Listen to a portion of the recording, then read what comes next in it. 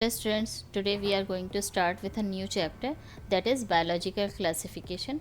This is the chapter number 2 of class 11th. सबसे पहले हम बात करते हैं क्लासिफिकेशन की। तो पहला नाम आता है एरिस्टोटल का। एरिस्टोटल जो यहाँ पे आपको फ़ोटो दिख रही है, ये एरिस्टोटल की है और इन्होंने क्लासिफिकेशन अर्लीस्ट क्लासिफिकेशन एक्चुअली दिया था। इन्होंने क्या कहा, जो इन्होंने स्टडी करी थी वो मॉर्फोलॉजिकल बेसिस पे इन्होंने स्टडी करी थी।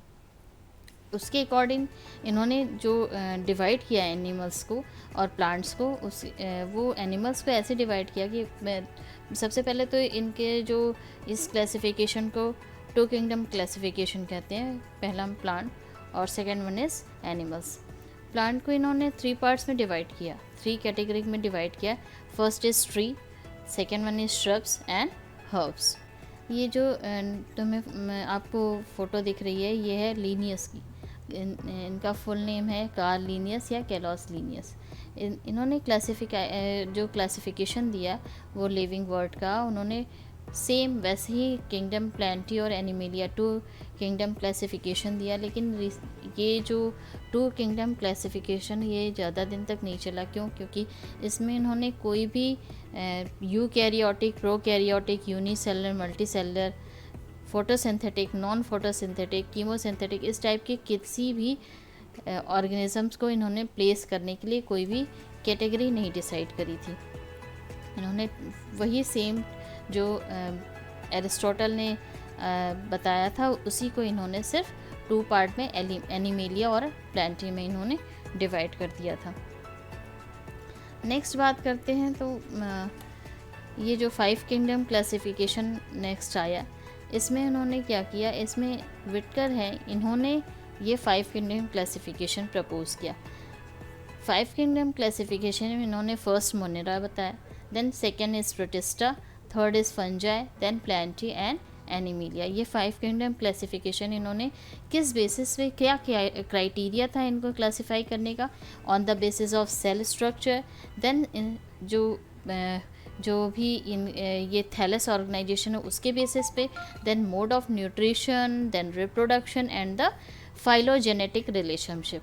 अब फाइलोजेनेटिक रिलेशनशिप क्या है, जो हमारा इवोल्यूशन होता है, जैसे जो हमारे इवोल्यूशनरी चेंजेस होते हैं उसके रिलेशनशिप के अकॉर्डिंग इन्होंने ये पूरा स्टडी करके ये 5 किंगडम क्लासिफिकेशन इन्होंने प्रपोज किया 1969 में। नेक्स्ट जो इसी क्लासिफिकेशन की बात करते हैं, जो ये 5 किंगडम क्लासिफिकेशन है, इसमें इन्होंने क्या किया कि ऑल प्रोकैरियोटिक ऑर्गेनिजम्स को इन्होंने ग्रुप कर दिया, किसमें, मोनेरा में। क्लियर। एंड जो यूनिसेलुलर थे यूकैरियोटिक ऑर्गेनिजम्स, इसको इन्होंने प्रोटिस्टा में डाल दिया।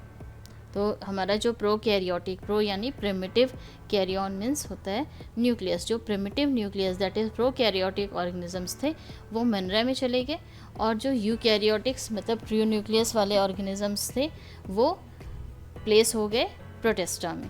देन इन्होंने प्रोटिस्टा में जो क्लेमाइडोमोनास और कोलेरा है इसको भी इन्होंने प्रोटिस्टा में किंगडम में ही प्लेस किया। प्रोटिस्टा में जो ये क्लेमाइडोमोनास और कोलेरा इन्होंने प्लेस किया किसके साथ में, पैरामीशियम और अमीबा के साथ में। अब पैरामीशियम और अमीबा में लैक ऑफ सेल वॉल है, और जो क्लेमाइडोमोनास है और कोलेरा है इसमें क्या है, ये पहले एल्गी के साथ में प्लेस थे क्योंकि इसमें सेल वॉल प्रेजेंट है। ठीक है, तो ये ऐसे इसको अगर ऐसे चेक करें तो ये इस तरीके से है। लेकिन ये इसका जो बेस क्या था इनका, ये मैं नेक्स्ट टॉपिक में आपको कराऊंगी। अब जो अर्लियर क्लासिफिकेशन है ये अलग अलग इनके ग्रुप थे, जो क्लेमाइडोमोनास है और जो अमीबा है, इनको ये पहले के क्लासिफिकेशन में ये अलग अलग ग्रुप में ये प्लेस्ड थे, लेकिन अब इनको कंबाइन करके एक ही ग्रुप में प्रोटिस्टा में ये डाल दिए गए। ये 5 किंगडम क्लासिफिकेशन है पूरे लिविंग वर्ड का, अभी मैंने आपको बताया। Then kingdom monera. अब किंगडम मोनेरा की अगर बात करते हैं तो इसमें क्या है, इसमें पूरे जितने भी बैक्टीरिया हैं ये पूरे किंगडम मोनेरा को ऑक्यूपाई किए हुए। ठीक है, इसमें मोस्टली ये जो किंगडम मोनेरा है इसमें जितने भी बैक्टीरिया है ये ये काफ़ी मतलब अगर कहें तो एबाउडेंट माइक्रो ऑर्गेनिज्म है, सबसे ज़्यादा मिलने वाले। ये एक्सट्रीम कंडीशन में भी, एक्सट्रीम हैबिटेट में भी रह सकते हैं, like hot spring, desert, snow and deep ocean. और ये जो ऑर्गेनिजम्स हैं ये पैरासाइट की तरह भी रहते हैं। ये they live in many places just like extreme condition and on the other organism as parasites. अगर बैक्टीरिया को और क्लासीफाई करते हैं तो इनको 4 कैटेगरीज में इनको इनके शेप के बेसिस पे कैटेगराइज किया गया है, on the basis of their shape. And next हम लोग स्टडी करेंगे on the basis of way of nutrition. तो जो शेप के बेसिस पे there are 4 category, that is spherical में coccus bacteria, then rod shape bacillus, then comma shape Vibrium, and the spiral, that is Spirillum. On the basis of nutrition, there are 2 types of bacteria, autotroph and heterotroph. ठीक है, autotroph means who synthesize their own food. ठीक है, inorganic substance से ये अपने food को synthesise कर सकते हैं। और इसमें जो मेन अगर कैरेक्टरिस्टिक्स कहें कि ये सनलाइट को एब्जॉर्व करके उससे फोटोसिंथेसिस करते हैं, है ना। लेकिन कुछ बैक्टीरिया होते हैं जो कीमोसिंथेटिक ऑटोट्रॉफिक न्यूट्रिशन करते हैं। कीमोसिंथेटिक मीन्स जो केमिकल रिएक्शन के थ्रू जो एनर्जी रिलीज होती है उसके थ्रू ये ऑटोट्रॉफिक न्यूट्रिशन कंप्लीट करते हैं। देन ऑटोट्रॉफिक न्यूट्रिशन की अगर बात करें और हेटरोट्रॉफिक न्यूट्रिशन की बात करें तो ऑटोट्रॉफिक से ज़्यादा हेटरोट्रॉफ्स बैक्टीरियम प्रेजेंट होते हैं। ऑटोट्रॉफ से ज़्यादा heterotrophic type of bacteria present होते हैं। Heterotrophic mode of nutrition means the organisms who depends upon the other organism on the basis of nutrition. और ये डेड एंड डी के सब्सटेंस पे भी प्रेजेंट हो सकते हैं। ये अगर बात करें ऑर्गेनिज्म के इनसाइड और आउटसाइड, डेड एंड डी के सब्सटेंस पे ये अपने फूड का या अपनी न्यूट्रिशन वहाँ से ये लेते हैं। नेक्स्ट इसमें ये स्लाइड दिख रहा है आपको, मोनेरा को आर्की बैक्टीरिया और यू बैक्टीरिया में इसको डिवाइड कर दिया गया। नेक्स्ट हम लोग स्टडी करेंगे आर्की बैक्टीरिया का। आर्की बैक्टीरिया नेम अगर आपके सामने आता है तो ये एक्सट्रीम कंडीशन भी साथ साथ आना चाहिए, harsh condition, extreme condition, just like salty area. जितने भी सॉल्टी एरिया हैं, जैसे salty area just like halophilus means जो सॉल्ट लविंग जो एरिया है वहाँ वो उस कंडीशन में भी रह सकते हैं। ठीक है, then hot spring that is thermo acidophilus means thermophilus plus acidophilus की जब बात करते हैं तो वहाँ पीएच लेवल कम होगा, उस कंडीशन में भी ये रह सकते हैं। थर्मोफिलस मीन्स हॉट स्प्रिंग जैसी कंडीशन में भी ये रह सकते हैं। Marshy area means methanogens means methane जो प्रोड्यूस करते हैं इस टाइप के बैक्टीरिया। मतलब ये इतनी सारी जो जितनी भी एक्सट्रीम कंडीशन आएगी वहाँ पे आर्की बैक्टीरिया प्रेजेंट है, ऐसा समझ लो। देन आर्की बैक्टीरिया जो बैक्टीरिया है उससे डिफ़र क्यों है? क्योंकि इसका सेल वॉल का जो फीचर्स है वो एक्सट्रीम है। उसका सर्वाइवल ऑफ द फिटनेस की अगर बात करें तो सेल वॉल के थ्रू ही ये अपनी फिटनेस इतनी एक्सट्रीम कंडीशन में ये शो कर देता है। देन मिथेनोजेंस मीन्स जो मीथेन प्रोड्यूस करने वाले बैक्टीरिया होते हैं, दैट इज़ कॉल्ड मिथेनोजेंस। ये मिथेनोजेंस की बात करें तो जितने भी हमारे रिमिनेंट एनिमल्स हैं, जैसे काउज़ हैं, बफेलोज़ हैं, ये जो इतने च्यू करते हैं फिर इनगल्फ करके वापस उसको ला करके अपने माउथ में फिर वापस उसको जो है वो करते हैं, च्यू करके वापस उसको डाइजेस्ट करते हैं। 2 बार वो पूरी के पूरी जितने भी उनके जो वो है फूड होते हैं उसको 2 बार वो डाइजेस्ट करते हैं। 2 बार वो च्यू करते हैं। एक बार पहले इनगल्फ कर लेते हैं फर्स्ट टाइम, और सेकेंड टाइम फिर वो जो है इसको वापस डाइजेस्ट करते हैं च्यू कर करके। तो ये जितने भी र्यूमिनेंट एनिमल्स हैं इनके गट में प्रेजेंट होते हैं। ठीक है, और वहाँ से वो मीथेन गैस प्रोड्यूस करते हैं और यही मीथेन गैस इनके डंग में होती है, जो कि बाद में इसको बाद में फिर ये मीथेन गैस इसी से प्रोड्यूस करते हैं। नेक्स्ट बात करते हैं हम लोग यू बैक्टीरिया की। ये हम लोग मोनेरा किंगडम अभी तक हम लोग स्टडी कर रहे हैं। मोनेरा किंगडम ने आर्की बैक्टीरिया हमने उन्हें स्टडी किया। Then eubacteria that is true bacteria, है ना। ट्रू बैक्टीरिया में अगर ऐसे अगर करें देखें तो ये there are thousands of different eubacteria present in our environment और लिविंग वर्ल्ड एक्चुअली। तो इनके जो कैरेक्टरिस्टिक्स फीचर्स क्या है, अब ये चेक कर लेते हैं। रिजिड सेल वॉल होती है, अगर मोटाइल है यानी कि मूव कर सकते हैं तो फ्लैजेलम प्रेजेंट होगा, फ्लैजेलम के थ्रू ही ये मोबिलिटी शो करते हैं।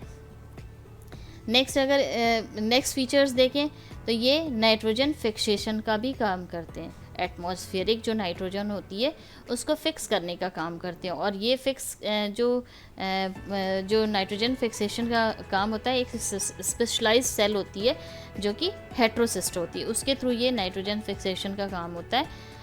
इसका एग्जाम्पल बड़ा अच्छा सा है, नोस्टॉक और एनाबेना। ये दो एग्जाम्पल है, बड़े कॉमन से एग्जाम्पल है, इसको ध्यान रखना, जो कि नाइट्रोजन फिक्सेशन का काम करती है। देन ये जो नाइट्रोजन जो न्यूट्रिएंट्स होते हैं, नाइट्रोजन, फास्फोरस, आयरन, सल्फर, इसको इसके रिसाइकलिंग का भी काम करते हैं। ये वापस साइकिल में वापस वो चैनल में आ जाए, इसका भी ये काम करते हैं, इसमें भी मेजर रोल प्ले करते हैं। देन हेट्रोट्रॉफिक जो बैक्टीरिया है, काफ़ी मतलब अबाउंडेंट इन नेचर मीन्स काफ़ी ज़्यादा ये अपने इन्वायरमेंट में प्रेजेंट होती है, अपने नेचुरल जो वर्ल्ड है इसमें प्रेजेंट है। और ये जो मेजॉरिटी है इनका, ये एक डीकम्पोज़र का काम करते हैं। अभी बताया ना ऊपर कि ये नाइट्रोजन फिक्सेशन का काम करते हैं, और ये डंग में प्रेजेंट होते हैं एनिमल्स के, र्यूमिनेंट एनिमल्स के, तो वहाँ पे ये मीथेन गैस प्रोड्यूस करते हैं, तो वही डीकम्पोज़र का काम करते हैं। और इससे क्या है कि हमारे जो ह्यूमंस की जो लाइफ है इसमें ये मेजर रोल प्ले करते हैं। कैसे? Making of curd, then production of antibiotics, nitrogen fixation in legume root, है ना, जो पी की जो रूट होती है उसमें भी ये जो यू बैक्टीरिया उसमें प्रेजेंट होते हैं। इसके अलावा कुछ पैथोजेंस होते हैं, जो कि पैथोजेंस मीन्स जो डिजीज़ कॉजिंग बैक्टीरिया होते हैं। इसमें डिजीज़ कॉजिंग बैक्टीरिया में ये प्लांट में भी ये डिजीज़ ये स्प्रेड करते हैं। Then of course in animal also, ये एनिमल्स में काऊ, बफेलो, इस टाइप के जो फार्म एनिमल्स हैं इनमें जो है ये डिज़ीज़ कॉज कर सकते हैं। अगर डिज़ीज़ कुछ ह्यूमन डिज़ीज़ की बात करते हैं, then cholera, typhoid, tetanus, citrus canker, ये वेल नोन डिज़ीज़ है। इसमें ये दोनों ही इसमें प्रेजेंट है, प्लांट और एनिमल डिजीज़ दोनों ही है। तो अगर सिट्रस कैंकर की बात करते हैं तो ये जो प्री मैच्योर लीफ होती है इसमें ये डिज़ीज़ कॉज करते हैं, और टाइम के पहले ये फॉल ऑफ हो जाती है। देन जो अगर बैक्टीरिया के उसकी रिप्रोडक्शन की बात करते हैं तो इनका मेन रिप्रोडक्शन होता है फिशन। ये फिशन के थ्रू ये डिवाइड हो जाते हैं और ये अपना जो है ये रिप्रोडक्शन शो करते हैं। लेकिन जब अनफेवरेबल कंडीशन होता है, ये तो फेवरेबल कंडीशन की बात हुई, जो फिशन की बात हुई, लेकिन अनफेवरेबल कंडीशन में ये स्पोर प्रोड्यूस करते हैं, स्पोर्स प्रोड्यूस करते हैं। वो स्पोर्स एक न्यू बैक्टीरिया को जर्मिनेट करता है। इसके अलावा ये जो डीएनए ट्रांसफ़र के थ्रू भी ये सेक्सुअल रिप्रोडक्शन शो करते हैं। डीएनए ट्रांसफ़र में ये डीएनए को अपने अदर बैक्टीरियल सेल में जो है ट्रांसफ़र कर देते हैं, और इस तरीके से ये sexual mode of reproduction show करते हैं।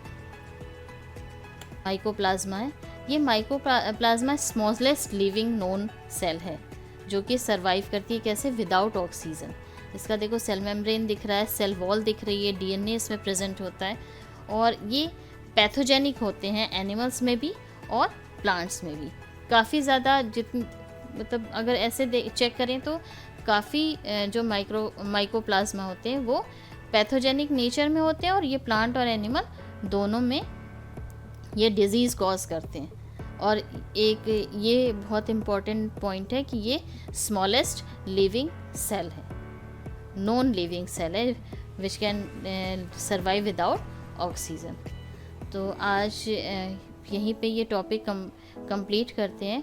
नेक्स्ट टॉपिक इसी को कंटिन्यू करेंगे, बायोलॉजिकल क्लासिफिकेशन को। सो देन तब तक के लिए गुड बाय, टेक केयर।